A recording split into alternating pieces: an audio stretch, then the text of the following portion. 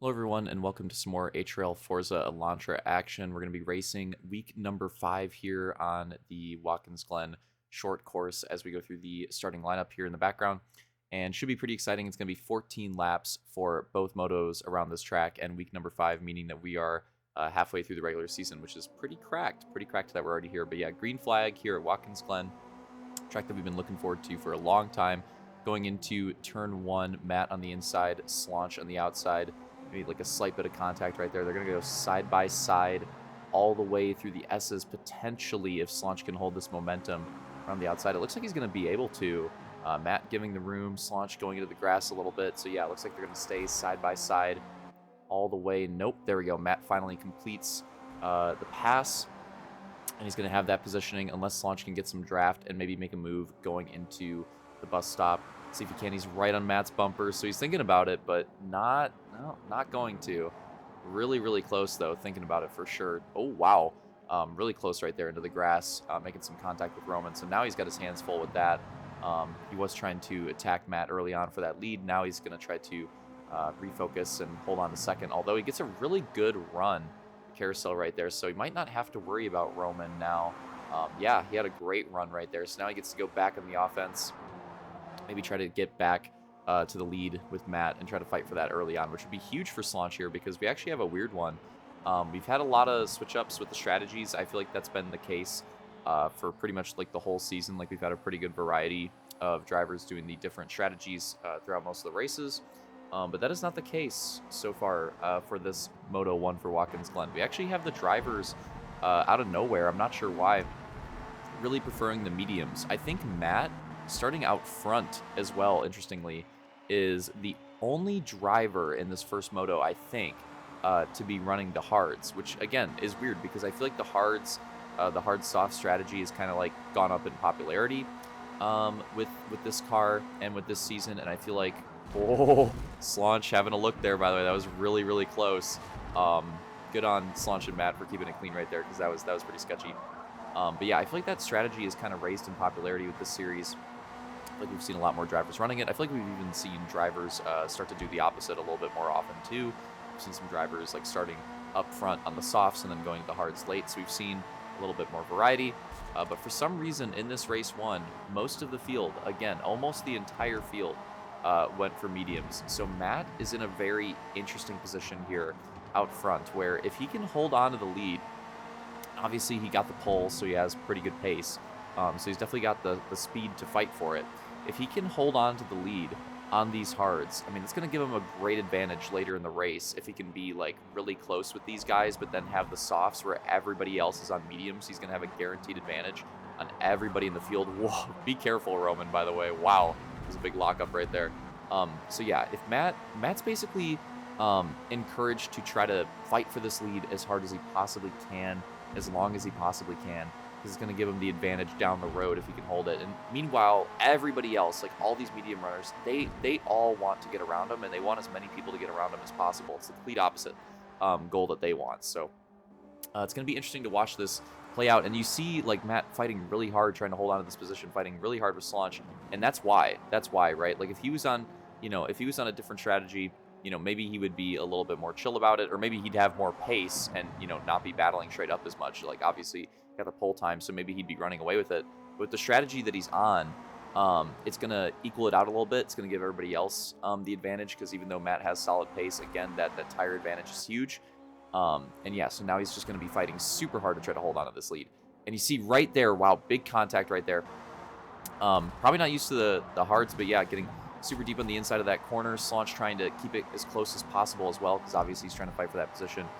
Make some contact. And then it looks like some contact with Roman as well. Roman and Luke getting into it, and maybe a little bit with Matt as well. I think Roman tried to like dive that corner a little bit. I think Matt shut it down. And meanwhile, Detail shoots through the middle and is going to make a 3-car pass in like one straightaway, essentially right there. That was could be move of the race right there. That was pretty sick. So yeah, all that cheese happening at around the same time, and Detail in the right spot at the right time, shoots through the middle of like all of that, and yeah, shoots up 3 positions, which is a massive gain. Going to go all the way up to second from outside the podium. So, and now he's going to be up here and mixing it up with these drivers. And Opix is right there too. So all these medium runners, this is where the strategy gets really interesting, right? Because again, they all want to get around Matt. It's going to benefit all of their races if they can get as many of them around Matt as possible. But they're all fighting. Like, Matt was able to hold off long enough to bunch them up enough to where they're all like fighting with each other. I mean, look at this. It's like literally the entire medium pack going at it side by side right here. Detail and Slaunch side by side, Luke and Roman. And then again, Opix is right there. Like, he's barely like a couple car lengths back. So it's basically the entire medium field. Just look at this, slipping, sliding, just duking it out right now for these positions and fighting with each other. And again, the driver that really loves to see this is Matt out front. He's surely looking at his rear view right now, and he's loving what he's seeing, because this is exactly what he wants on that different strategy. This is exactly what he wants. This is exactly what he needs to see. And I think this is another track that he feels pretty comfortable with. Could we see potential for another good performance? Finally had somebody, Matt was able to do it, break through, get that first moto win on Hockenheim a couple weeks ago. And, maybe he could do it potentially here at Watkins Glen as well. He's looking really good so far early on. Obviously, we'll have to see how it pans out. But yeah, the road courses, this is something we have to get used to with this series and with this car. The road courses are looking a lot more competitive. Obviously, the racing at Homestead was really competitive, and I expect next week we're going to be returning to the ovals finally. We're going to be going to the short track. We got Eagle Rock next week. We'll talk more about that maybe in this video, maybe in the next one. But yeah, finally returning to the ovals. Obviously Homestead was super competitive, but man, the road course racing in general has been, I feel like it's been a lot more competitive. We finally had a different winner. Again, Matt was able to take that first moto at Hockenheim, so it's a big win. And I think we have potential for that to happen here. Like, so far in this moto, he's looking really good. He's definitely got another shot at it. And I think that's going to be something that's going to happen in these races. For some reason, the racing with these cars in this series is just like a lot closer. I've noticed that, again, not just not just in the road courses, but just like in general. Like every track that we've gone to, and even every type of road course, like just in general, the racing's just been way closer with this car. And it's been a lot of fun. It's been a lot of fun to see that, and to see like pack racing, like even on the road courses. And again, I mean, look at how tight the field is here. Matt out in front versus Opix in sixth, and look at the intervals. It's not a massive gap, right? It's not a massive gap. It's like, Slaunch and Luke are really duking it out right now, really close to each other, and Roman's really close behind. But then, everybody else pretty much, it's like a second, right? It's like a second gap between everybody. Like, it's super tight. And this is very different compared to the MX-5s, right? We raced the MX-5s, but the MX-5s were not like this at all. Don't get me wrong, there were some good races, there were some good battles in the MX-5s, but the racing was not nearly as tight like this, right? Like, I feel like the races would often, even in the Moto 2s, get like super separated, and there'd be some big gaps. Maybe there'd be like one battle here or there, but for the most part, it'd get pretty separated.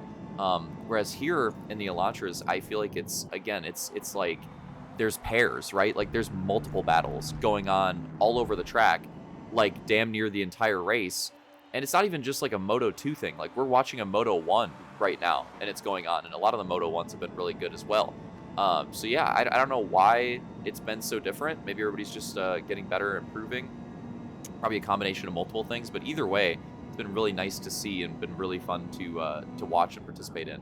Right here we have Luke with a really good runner on the outside. Oh, nice crossover there in the middle of the bus stop from Slaunch. And that was a great move from Slaunch. We're going to take a look at a replay on that one. So watch it here. Follow him as he makes the move to the left. Is going to have the momentum. Luke got into the grass a little bit. Slaunch was able to set it up perfectly and take that position back. That battle's going to continue. It all started, too, from the S's, where Luke had a massive run and actually brought it to the left. And we're actually talking about it post-race. We had a group of the drivers, so myself, Slaunch, I think Matt and Roman were both there. I know Matt was there for sure. I don't know if Roman was in the chat or not, but a little bit of behind-the-scenes action.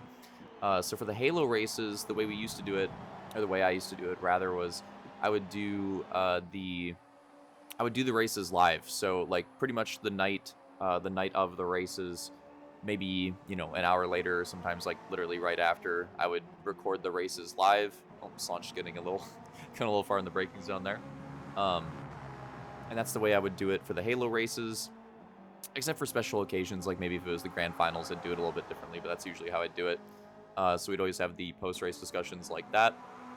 And it's a little bit different for the Forza stuff because it's a little more chill, because I still do the same thing kind of for Forza, but it's more just like, I just throw the race replay on. We kind of just like watch it. I just leave it on the replay camera, and we'll, look at replays if something, like do some slow-mo action if something like crazy happens, but for the most part, kind of just let it play, and we kind of just like watch it back. I don't actually like use any of that stuff in like these videos. Like all this recording is like done separately. But what we miss out on in some of these that I do kind of miss from the live recordings is we'd have like the chat interaction and stuff like that. And that could be kind of fun. And obviously, like with these, it's all on the YouTube side, so you can kind of miss out on some of that stuff. And one of the things that we were talking about was the battles into the bus stop, because the battles into the bus stop are very important on this track. Because I think the most important corner on this track is turn 1. So the reason why I say that is because turn 1 is that heavy braking zone, and you want to get back on the gas as early as possible.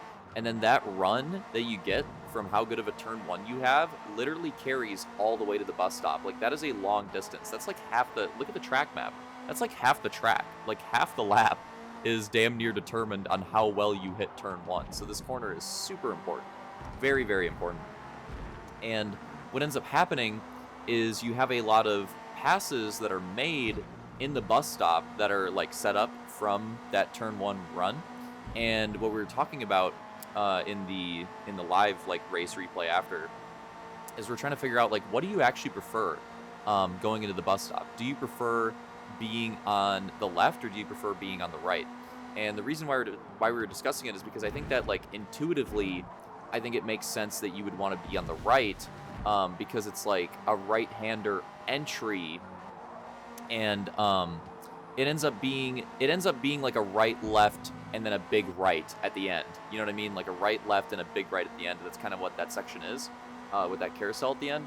So like intuitively, I think it makes sense that you'd want to be on the right entering, because it's going to be, more right-hand turns than left-hand turns, and the right-hand turn that eventually comes up is a really long one. So like intuitively that makes sense, but after racing and battling the track, I actually think that I prefer being on the left entering the bus stop. And the reason why is because you can kind of like block pass the driver on the right, because the driver on the right has a massive guardrail on the inside that they have to be careful for, because if they make contact with that guardrail, it's really bad. Like, it's going to absolutely ruin their run through the bus stop and their lap entirely, and maybe cause a wreck too. Like, it's really, really bad. So the drivers on the right usually have to be a little bit more conservative, because they have that guardrail to look out for. So on the left, you can brake a little bit deeper, all the way out to that, eventual curb on the inside. Like, you can brake a little bit deeper out to there.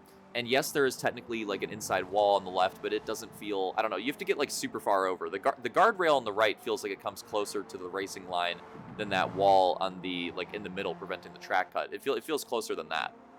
So basically, like, because of that difference, I feel like on the left you can kind of like brake deeper, and you can essentially, yeah, like block past the person on the right. Like, you can brake a little bit later, and even if it ruins your exit, the person on the right, unless they pull off a really nice crossover like Slaunch just did, they kind of just have to hit you, right? Like, they don't really have anywhere to go. Like, if you pull it off properly, they kind of just have to hit you, and they can't really do anything with it, even though they have the better run overall. So that was a discussion we had.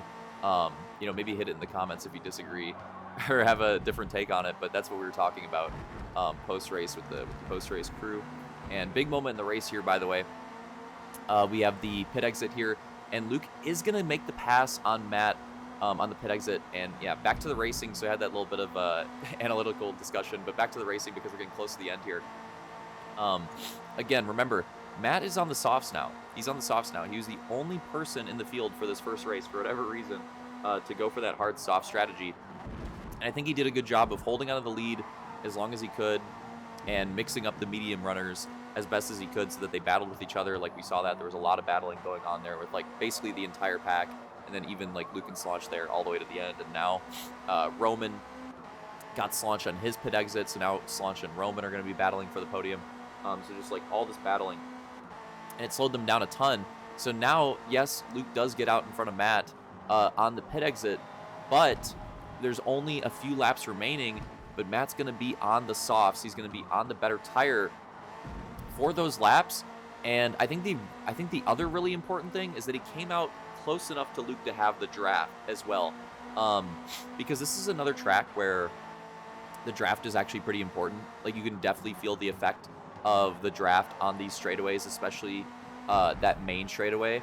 And then also on this massive straight leading into the bus stop. Like, I feel like you can really feel the effect of the draft on these straightaways on this track. So it's super important that Matt was able to come out of the pits, as close to Luke as he was able to. Obviously, it's not ideal. He'd rather come out in front. But the fact that he has the better tire and that he has the draft as well, I think really plays to his advantage. And Matt's definitely not out of this race. I think he actually has a really good shot at the end here. That was really close, by the way. Look at that Slaunch bringing that massive run. And hey, there you go. That's kind of what I was talking about. Slaunch on the left, making that move into the bus stop. And again, just like able to go in a little more aggressively. Roman had to be a little conservative and just get it in front of Roman. And again, what was Roman going to do? Just like run into the back of him? I think that's all he could really do if he wanted to try to do anything. So Slaunch kind of, proving my side of it there. But again, you can really make both ways work. Again, I just think at the left side, I think it's a little bit easier to kind of pull off like what we just saw. Just break a little bit deeper, basically make a block pass, make it work. And here we go. Look at this. It's already happening. Like I said, Matt, not out of this yet. And I think he's even got the advantage here at the end. 2 laps to go. And it looks like he's going to be trying to make the pass. And this would be a huge pass, again, if he could do it. Because for Luke, being on the mediums, being on the worst tire, I think the position that he wants to be in is the defensive one. I think Luke actually wants to be ahead and wants to try to play the blocking game because he just doesn't have as much like mechanical grip on the mediums versus the softs. So I think he actually wants to really try to get back ahead of Matt here going into the last lap if possible. But look at that. There's the different side of the coin, right? Matt on the right side dives it in super aggressively.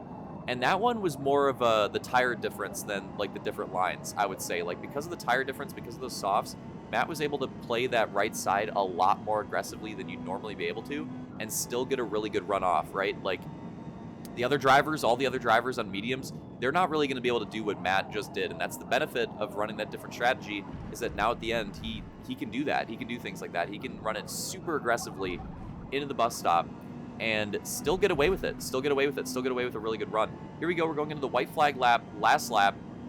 Luke's slapping the wall, trying to get everything out of it that he possibly can.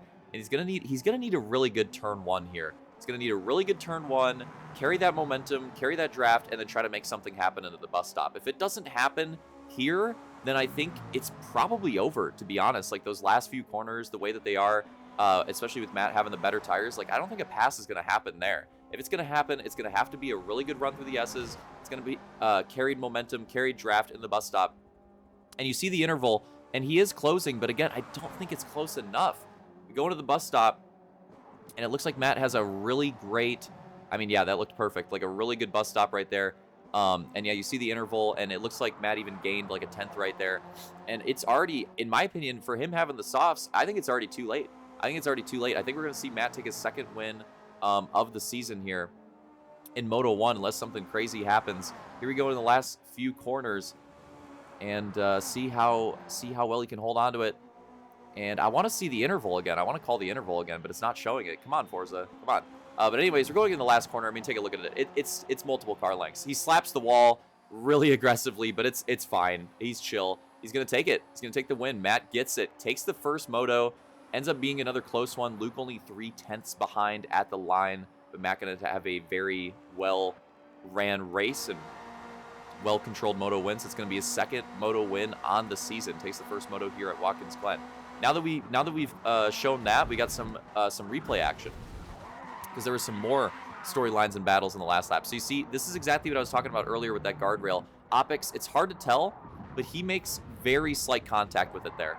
He makes very slight contact with it on the inside, and that's what ends up screwing up his line. And he was sending it, to be fair, he was sending it. He was making really big gains on detail. He wanted to go for that last second top 5, so he sent it, and unfortunately got into the guardrail. I think he's probably just not used to running that closely to it, because normally you don't do it, but on the last lap it was like, fuck it. He's already in last anyways, right? So you might as well send it, might as well try something. It didn't work out, but again, he literally had nothing to lose, so why not? makes it for a good replay moment at least, right? Either it works out and it's sick, or it doesn't work out and it's a good replay moment. So I respect that. And then here we have the end of the race battle between Roman and Slaunch, and look at this cheesiness. Look at Slaunch, recognizes the big run from Roman, gets to the bottom of the track to block the line that he needs to block to hold on to that third place. That's absolutely hilarious. Credit to Roman. Roman had an insane, the second to last corner from Roman right there was insane. He had a massive run right there. You could tell Slaunch saw it on the rear view and was like, oh, I got to get to the bottom here. Got to the bottom, got on the brakes super early, and just stopped that from happening. So that was hilarious. Slaunch and Roman with more last lap antics, but that one was a little more clean. But yeah, there you go. There you have it. Again, congrats to Matt on the W in his second on the season. Let's see if he can go back-to-back in Moto 2.